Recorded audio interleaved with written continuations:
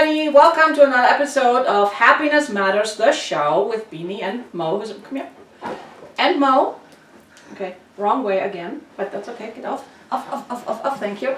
And today I have my friend here, Janet Cook. Hello. And we met here in town in Colorado Springs, not working, a few months ago. I think the first time I met you was, I think it was like September or October of last year. Okay. At Yolanda Garcia's in-crowd event one time. Okay. I remember. That's right. Yes. So anyway, so Janet is here to share some of her story, which I asked her to come because, I mean, some of you have known or know my story because my book, Happiness Matters. Hopefully there's no glare. Anyway, so I shared a bunch of my story, and as one of my mentors, Lisa Nichols, has stated, your story isn't yours to keep. So, and I encourage people to share their story because you never know who you will inspire, who you can help. And Janet agreed to share her story, and it's a doozy. So thank you so much for being here. Thank you for having me. You're welcome. I feel very excited and very special to be on your show. Good, because you're awesome. Thank you. So are you. Oh, thanks. I was like, But I know it's difficult to share your story and be so vulnerable, and because we always worry about what will people think. Will they still like me? You know, right. we have all of that. So fun fact, and I talked about it in a different show. People judge you anyway, no matter what, because too tall, too this, too blah blah, whatever, stupid. You know, so don't worry about it. Who cares? Thank you. Just be you. Be your authentic self. So tell your story. So you're not native to Colorado. I am not native to Colorado. I grew up in East Texas. Lived there pretty much my whole life. I was born in a small town called Longview. Whenever I was a baby, we moved about 20 minutes away to a small town called Gladewater. Gladewater is, so if you look on, I think it's a blip? Kind of. You can look on the Southern Poverty Justice Law Center thing. Oh, okay. When you're looking for terrorist groups. Oh, Gladewater comes up because they have a very comforting. active KKK group there. I'm pretty sure my father was a member. Maybe not, but wow. I was. So I grew up in East Texas. I know, right, Mo? Mo's looking at me. My dad was pretty racist. I was pretty sheltered. Mm-hmm. I grew up way out in the country on a ranch. I was an only child, always surrounded by animals. My dad was an alcoholic. Oh. So I remember when I was like 7 or 8 years old, my mom would cook dinner and I'd have to call the local bar, to let him know dinner was ready. Wow. He did the best he could. We all have things. He just, he did the best he could. He was not perfect, and he taught me a lot of things that maybe people don't teach their kids. I was raised in a violent environment, but he wasn't violent towards me or my mom. But he was a pretty rough and tough guy. Like, you think of John Wayne, like, that's my dad. That was who he personified. Oh, okay. Like, that's who he wanted to be.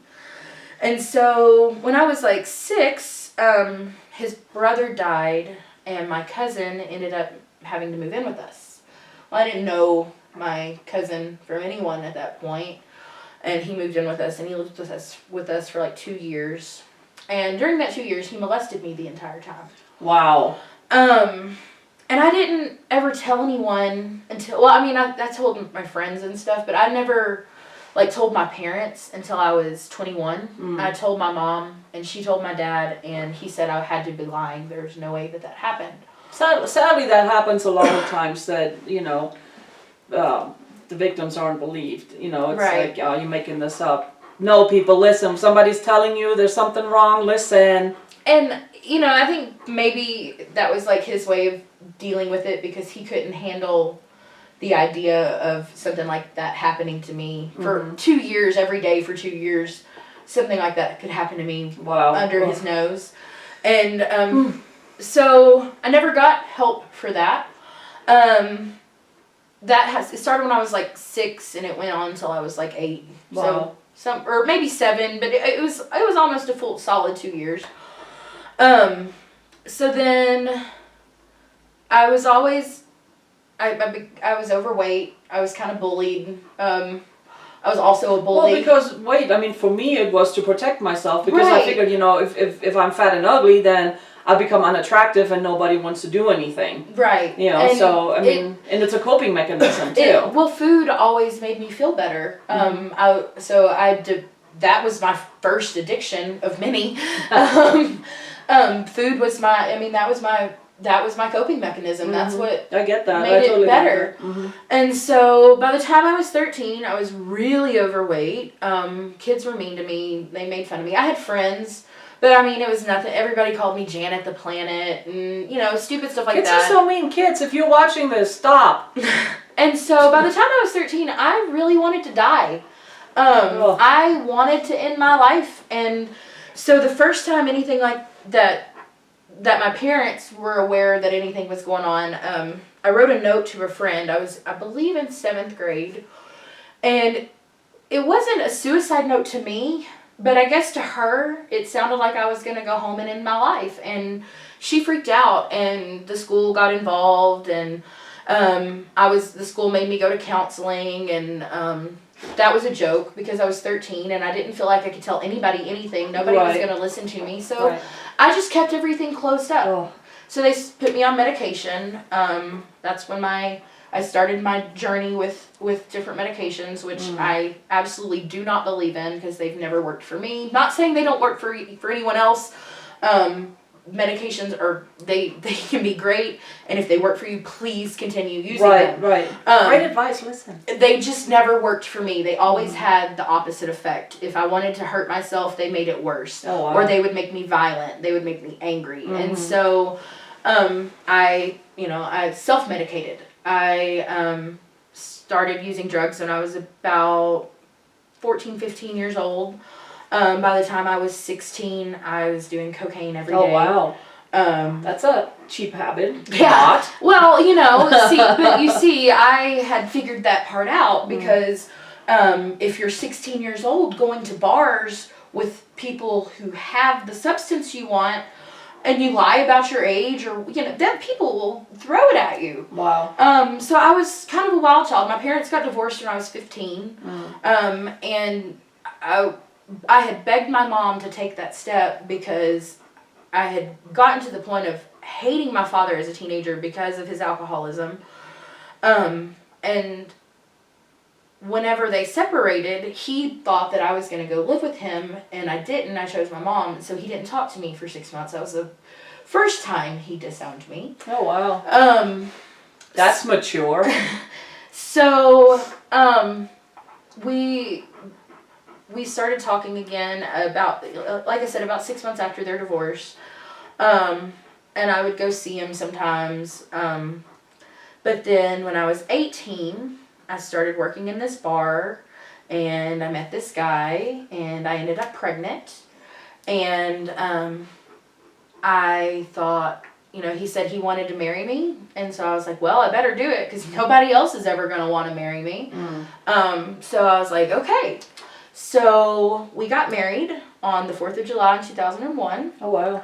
And nothing like a whole nation celebrating your wedding, right?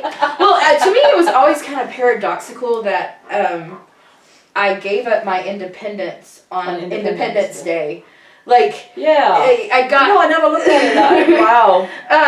Wow. And to be fair, I probably was never really independent. I was. My mama took care of me. Independently dependent. Yeah. And so I jumped into this relationship with this man kid. He was 19, I was 18. When we met, he didn't speak English. I didn't speak Spanish. We would communicate through signs and translators. And once we got married, it took about 6 months before, we were able to communicate. And I taught him English, he taught me Spanish. But about a month into the marriage, You know, I was pregnant, so I wasn't using anymore. I was clean.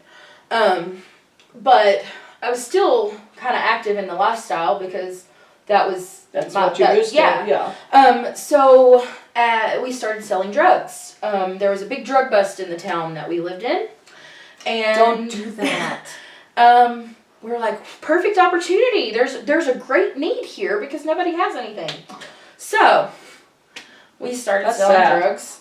And that was August of 2001. November of 2001, 2 days before my due date with my oldest daughter, our house was broken into and he got shot. Oh, wow. He didn't die. He was shot twice. They thought the people that broke in was people we knew, and they thought that it would be me there, and they would just be able to hold a gun to my 9-month pregnant belly, and I'd give them whatever they wanted. And it didn't work that way. My ex-husband was the one that... I can't even imagine. And so he calls me. I'm on the way home from my doctor's appointment. He's like, you've got to get home. I just got shot. And so I pull up to my house, and there's yellow police tape on my front door, and there's fire trucks and ambulances and police everywhere. Wow. And so he goes to the hospital. He has a small surgery, just kind of an exploratory surgery. He ended up getting to go home the next day. It was non-life threatening. He still has both of the bullets in him, but he's alive. But so that was really traumatic for me, but also for him. He started experiencing PTSD from that. And it was never treated because he was an illegal alien and he didn't. Right. So he started being... He'd been maybe a little abusive before.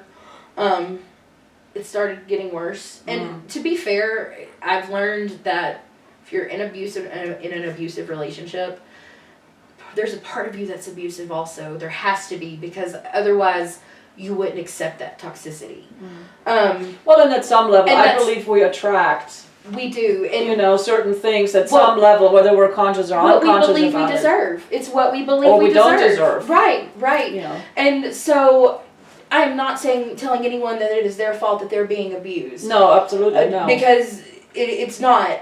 You're not responsible for anyone else's actions. Correct. You're responsible for yours. And so that's something I learned after I got out of it. After I got out of abusive relationships, is that I had to have been abusive too, at some level.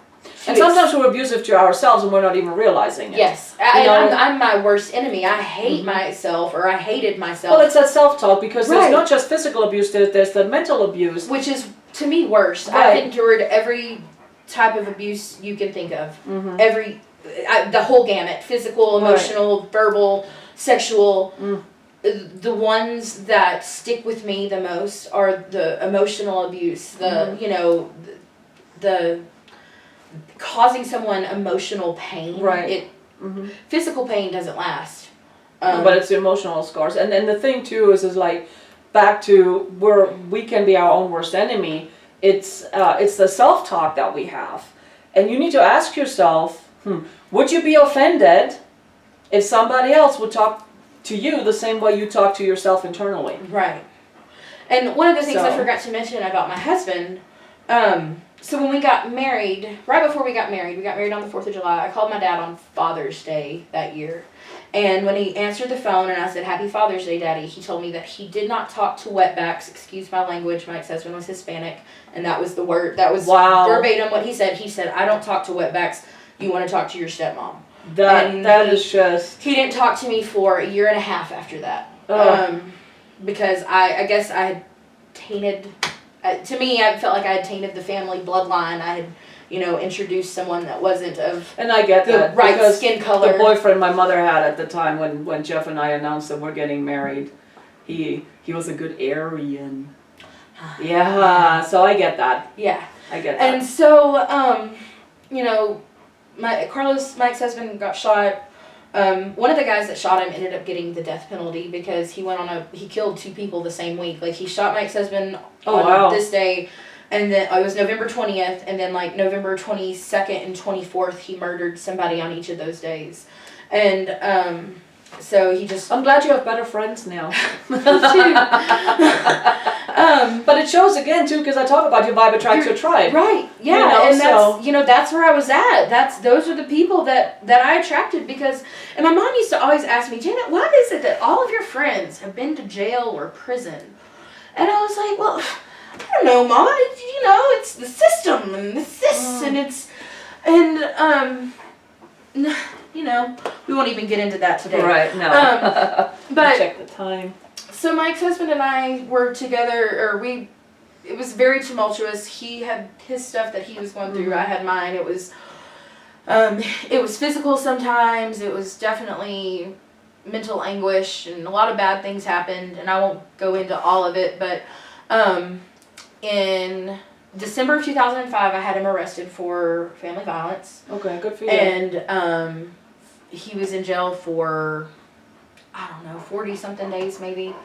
When I had him arrested, I was strung out. I was on drugs. I was in a very bad place.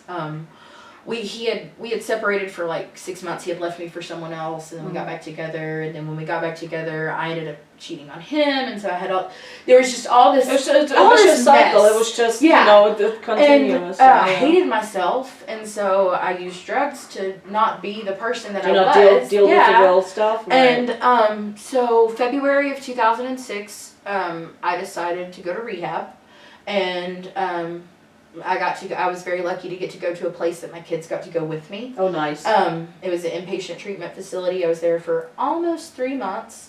Fun fact, I ended up getting kicked out like 3 days before. It was something so stupid. I yelled out the window at somebody, and they're like, Janet, come on. And I was like, so, you know, typical my personality, whatever. So whenever we separated, or whenever I got out of rehab, by that time my father and I had started talking again. Oh, good. So me and my girls ended up moving to where he lived. And we were there for a few years. My ex-husband, we stayed married. We never divorced. At that time, he had had a child with someone else. Well, I started falling back into old routines, and I didn't feel like I had a good support system. My dad was still an alcoholic. Oh, because you went back into the environment that you tried to get out of. Right. So like my dad, whenever I first moved in with him, he was like, well, I need you to be my designated driver, because he still liked to, he was single, and he was going to the bars every weekend. And so he needed a driver, so he didn't get a DWI. And he would let me drink. He didn't really care if I was sober or not. As long as he didn't get caught. As long as he wasn't the one that got What's wrong with people? DWI, he would have gotten me out of jail or whatever. But so I ended up moving back to Longview, where my ex-husband lived, in like June of 2009. And through a series of events, I ended up having to move in with him. And he ended up getting custody of his son that he had, and I ended up quitting my job and taking care of said son, and we ended up back together, and we had another kid, and because we'd never gotten divorced, we were separated for like 4 years almost. Oh, wow. And we ended up back together, and we were together for 6 years, and his son that he had, he's my child. I was never able to adopt him. I'll do that when he's grown. He and I have talked about it. And he understands I'm not his bio mom. He he knows. But to him, I'm his mom. Right, because you were there. Right. And so, I get that. in March of 2015, my ex-husband left me for someone else. The same person that he had left me for at Christmas of 2003. And January of 2015, we had a really traumatic experience. Our godson passed away. Oh, I'm sorry to hear that. And it was really hard for us, for his family, of course, for his family. His parents were our best friends, and so it was really traumatic. And I found out that my ex had started talking to now it's his wife, the day we buried him. And so when he left me, it kind of threw me for a loop. I had wanted to leave because it was still an abusive relationship, right. Even though it was no longer physically abusive. There was just a lot of bad stuff that happened, and he was physically abusive to the kids somewhat. I mean, he not in his mind, he thought he was just disciplining them, but Right. his discipline sometimes crosses the line. Gotcha. And you know, I think sometimes it's, you know, with being in abusive relationships, it's because we know. Right. And we know what to expect. Right. Even though it's unpredictable sometimes, you know, Right. but we still expect. And it's still better. But the fear of the unknown, Right. I think, is really what's holding people back. But guys, if you're in an abusive relation, blah, blah, blah, blah, blah. Right? If you are in an abusive relationship, okay, there's help out there. Don't be afraid, okay? You will be okay. And Yes. you need to take care of you, especially if you have kids, okay? Yes. You need to be taking care of your kids and set the example, because there's a good chance if you stay in this relationship, you know, in this abusive relationship with your children, and especially if you have girls, you know, they will pick an abuser as their spouse. Because that's what they know. Or that's what they know. And if you have boys, there's a good chance they will become the abuser. It's like, is that what you want? Ask And yourself well, the that. other thing we don't talk about is men are abused too. Oh And yes, men get, don't so- get me wrong, it's not just men being the abuser, they get abused just as bad. And I think that there's a But really I think there's a big bigger stigma to it, they don't speak out as right. much. If a man is being physically abused at home by his wife, he is not going to speak out No, because that's going to make him look like a weak man. right, and And it's sad. Speak up, guys, there's help out there. I mean, you don't have to talk to your friends or family, obviously, but... if you need to talk to anyone, you can talk to me. You can talk to Beanie. Right, you can reach out, send us a message, we'll put you in contact with organizations that can help you. There Because are it ways is out. important, it is so important. And then you moved here. So I moved here. My ex-husband left in March of 2015. I jumped into another relationship in June of 2015. I had been clean for 6 years, and I relapsed in June of 2015. And so fast forward July 2017, I didn't have any of my kids living with me. I had gotten sober for a little bit in that time period, and then I had relapsed again. And my boyfriend at the time, he decided he was moving to Colorado. And we were kind of broken up, and he moved up here, and he was living in a tent on the mountain. And I came to visit. I had never been to Colorado. And I came to visit him in his tent on the mountain to go camping.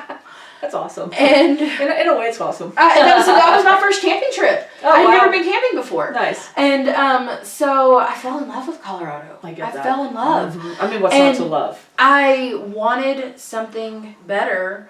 And I was living in East Texas. I have a bachelor's degree in psychology, and I was working at a job making $11 an hour. I was paying $400 a month in child support, and I couldn't eat. Like I couldn't make it on what I was making there. And so I just took this leap, and I came, and I got a job. Good for you. Everything's going good, and I'm sober, and everything, you know, and you have awesome people in your life. yes, And Mo. but. And so many more. My relationship ended. He moved here to get sober, and he didn't get sober. And so all of these things, last August, I get this opportunity to work for Colorado Insurance. It's like just kind of falls in my lap. And so I jump again. And it throws me into this world of networking where I meet you and all these other amazing people that I have met. I love our community here. I love our business community. It is the most inspiring environment that I think I've ever been a part of. I went to a really great college, and I had really great faculty and professors. And It's really supporting, it's inspiring, and it's just, it's the people amazing. here are just, I've never been as uplifted as I have been here. I get that. So I jumped with Colorado Insurance, and I'm meeting all these people, and I'm not making any money. And I'm like, okay. So I'm in this relationship, I'm in doing this job, and my relationship's getting really, really bad, and everything's Well, really, it's all really connected bad. too. And so finally in February, Mo. Kisses are free. Mo kisses are free. I stepped up. That was also an abusive relationship, and I won't say it was all his fault, because like I said, I was abusive too, and it takes two. It takes two to me. Yep. And I ended the relationship in February. Well, we still talked until like May or something. I even let him move back in for like 3 weeks. Huge mistake. So we learn. Yeah. You know, sometimes it takes more than one lesson. And We all done that. I just abuse doesn't come, it isn't always physical. It like I said, the worst to me has been the mental. And so if somebody is not treating you right, you do deserve better. Yes, you do. Absolutely. We are beautifully and wonderfully created. And and sometimes it's just better for us to be alone. Yeah. And to find ourselves too. It's like, I mean, I'm fortunate. I have the most amazing husband in the world. I mean, 30 years and going now, but I get that not everybody has it. But what I love about Jeff is he let me figure out me. Right. And there's so many people that don't have that opportunity. Right. You know, and then we go, because we feel it's better to be with somebody than be alone, because if we're alone, we have to deal with our own emotions. We have to deal with all of that. Guys, you have to, one way or the other. If you want to have a positive life, if you want to have everything in life you want, you actually do have to deal with your inner demons and face them. Don't medicate them. And, don't drug them away. I haven't, my whole life, I've not been allowed to dream. Because for one reason or another, there's always been somebody saying that's stupid. That's stupid.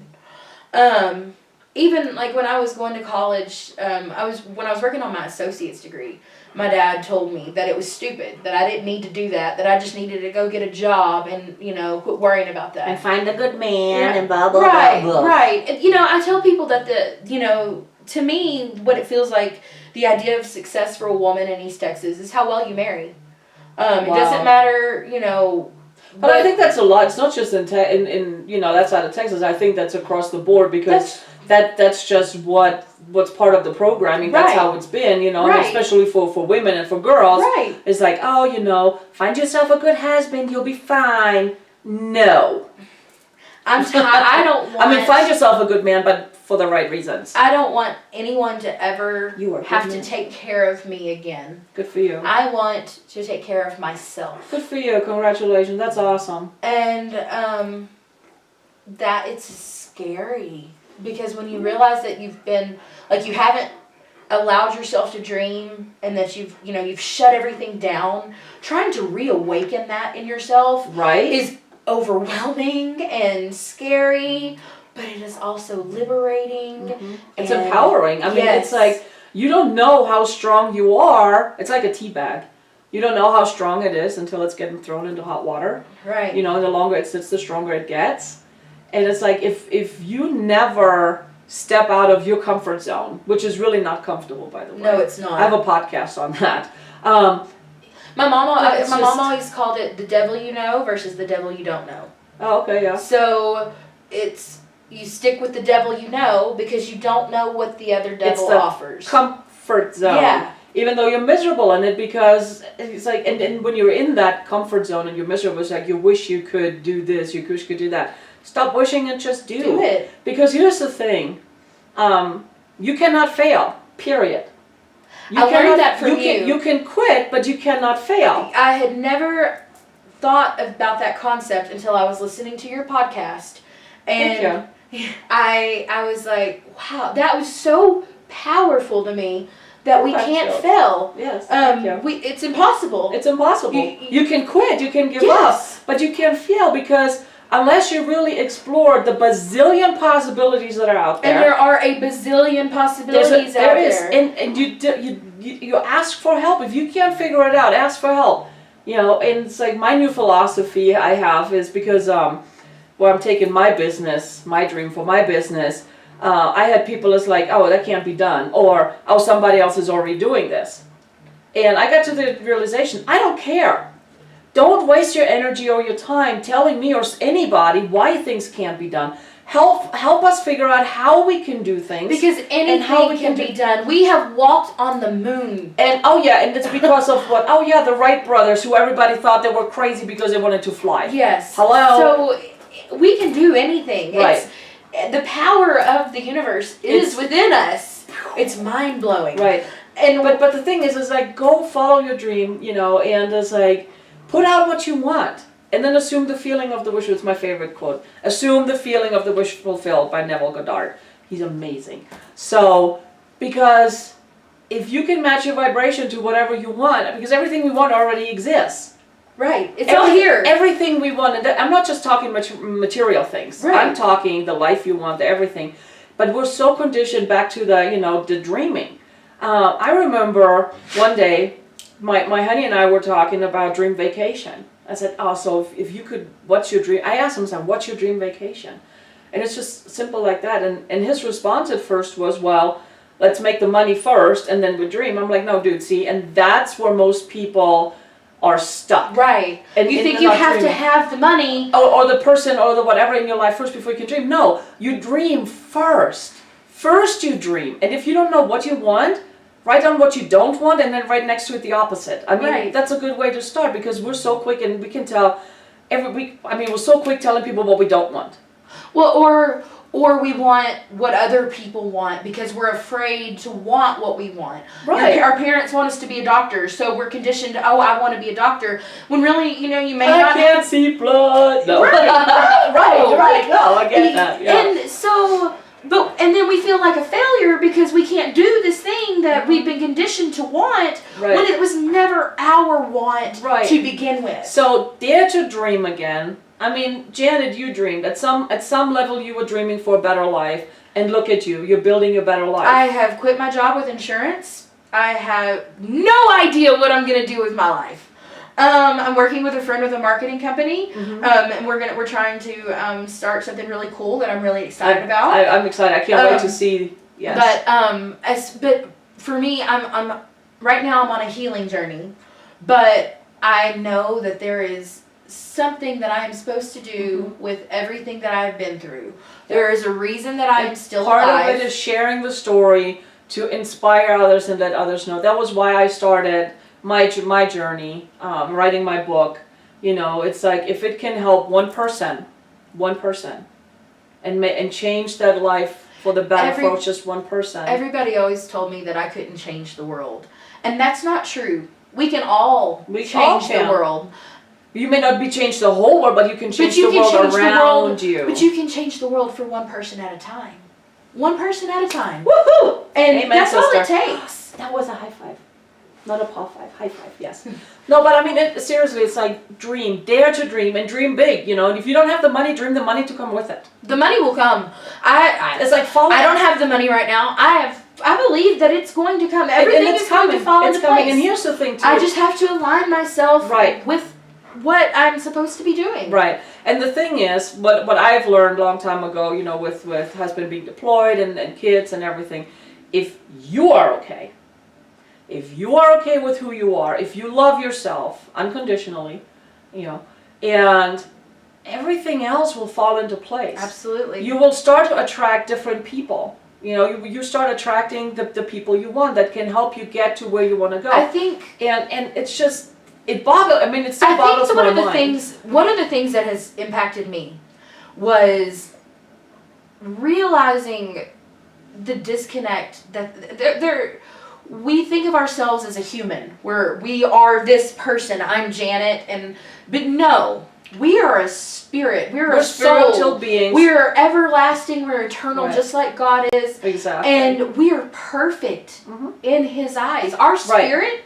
Our higher self is beautiful. It's perfect. It's created in God's image, and it's perfect. Correct. And we're spiritual beings in physical bodies. Right. We're having a human experience. Right. But everything we experience, that it's an experience. It's not who we are. Don't identify yourself with your shortcomings, with your pain, with your this. But we let those shortcomings in our body, in our worldly self, define us at a spiritual level.